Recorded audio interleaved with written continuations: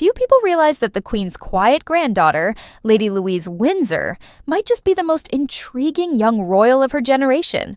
While her cousins have dominated the headlines, Louise has quietly been charting a path that could take her somewhere no modern royal woman has gone before, into the ranks of Britain's armed forces. Yes, the poised, soft-spoken daughter of Prince Edward and Sophie, Duchess of Edinburgh, is rumored to harbor genuine military ambitions, and she has both the family history and the quiet determination to make them real.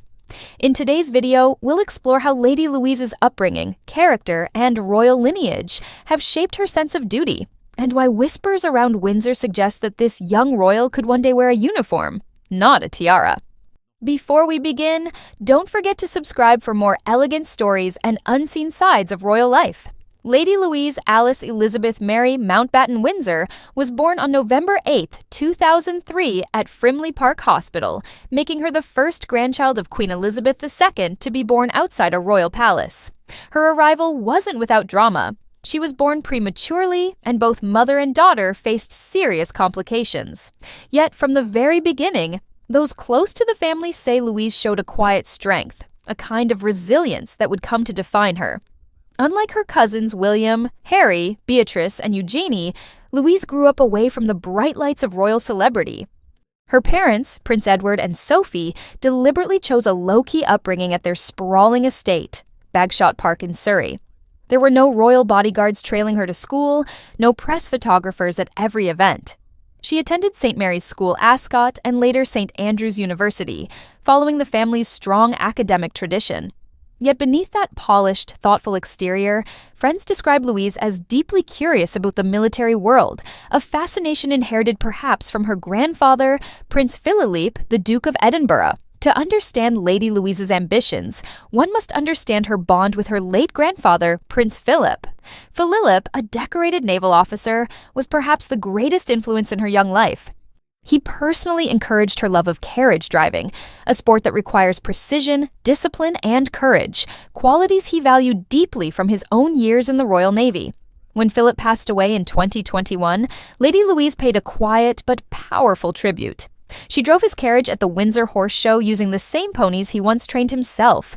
Dressed in smart equestrian attire, her composure moved even hardened courtiers to tears. It wasn't just a sentimental moment. It was a statement, a young woman of grace and steel, honoring her grandfather not with words, but with action. Friends later revealed that she had inherited Philip's sense of duty, discipline, and mechanical curiosity. She reportedly spends hours maintaining her carriage and harnesses herself, learning the technical side rather than delegating it to staff. It's this combination of intellect and grit that has made royal insiders quietly suggest that if Lady Louise were to follow in anyone's footsteps, it would be her grandfather's, not as a royal consort, but as a servant of the crown through the military. If you're enjoying this exploration into Lady Louise's life, please take a moment to like this video and subscribe to our channel. It truly helps us bring you more thoughtful royal stories every week. Military service runs deep through the Windsor bloodline. Her great-grandfather, King George V/VI, served during the First World War. Her uncle, Prince Andrew, flew helicopters during the Falklands conflict. Her cousin, Prince Harry, served 2 tours in Afghanistan. And even her father, Prince Edward, briefly joined the Royal Marines before realizing his calling lay elsewhere. Edward's decision to leave the Marines was one of the rare moments of public criticism he faced, but in hindsight, it may have influenced how he and Sophie raised their daughter. Those close to the family say they have instilled in Louise a respect for commitment, hard work, and quiet duty, the kind of qualities the military honors most. Lady Louise's mother, Sophie, has often spoken about the importance of service and self-reliance. She herself has taken on hundreds of charitable duties, often without fanfare, and is regarded as one of the most disciplined working royals. So, when reports began circulating that Louise had shown interest in joining one of the Armed Forces University cadet programs, it didn't come as a surprise to those who know her best. According to one former Palisade, Louise has the right temperament. She's thoughtful, measured, but also brave. She's exactly the kind of young person the Duke of Edinburgh would have been proud to see in uniform. At first glance, Lady Louise doesn't fit the image of a military recruit. She's known for her modesty, her quiet speech, and her love of literature.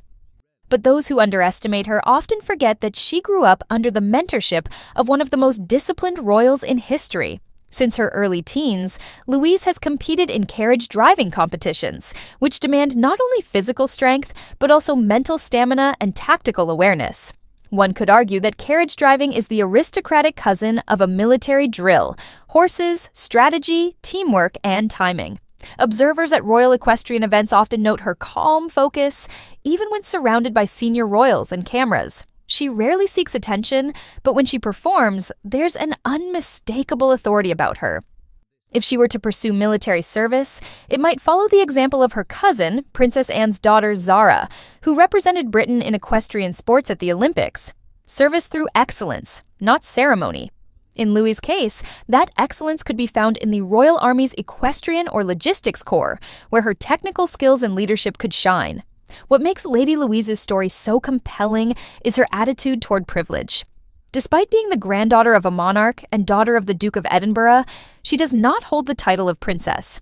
Her parents deliberately chose for both Louise and her brother James to grow up as private citizens, not working royals, and this might be the key to her military ambitions.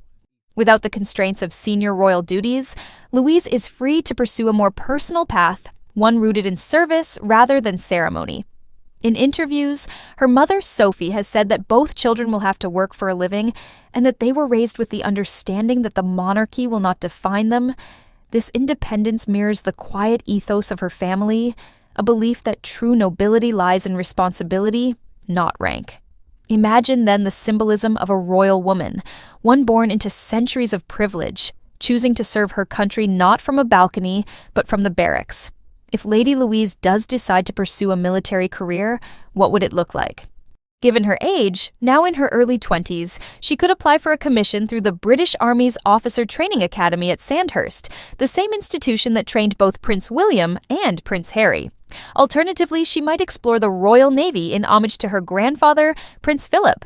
Recent reports have hinted that she's been seen attending equestrian events with officers from the Household Cavalry, the same regiment that protects the monarch during ceremonial occasions. While no official statement has been made, those encounters have certainly fueled speculation.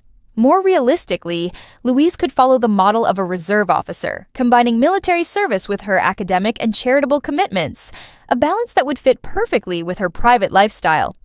Whatever path she takes, one thing is certain: it would redefine what it means to be a modern female royal. There is something quietly transformative about Lady Louise's generation of royals. They are not rebels, but reformers, less concerned with titles, more concerned with purpose. Louise embodies that shift. She rarely gives interviews, avoids social media, and has built a reputation for discretion and thoughtfulness. Her decision to study English literature reflects a mind that values reflection over noise. And yet, it's that very intelligence combined with her sense of duty that makes the idea of a military role not just possible, but fitting. To many, she represents the soft power of a new monarchy, loyal, humble, and quietly brave. In that sense, she may one day become one of the royal family's most valuable assets, a bridge between tradition and modernity, between privilege and service. What do you think? Should Lady Louise Windsor follow in her grandfather's footsteps and serve her country in uniform? Or should she continue the quiet life her parents have so carefully protected? Let us know your thoughts in the comments below. And don't forget to like, comment, and subscribe for more rare insights into the world of Britain's most fascinating royals.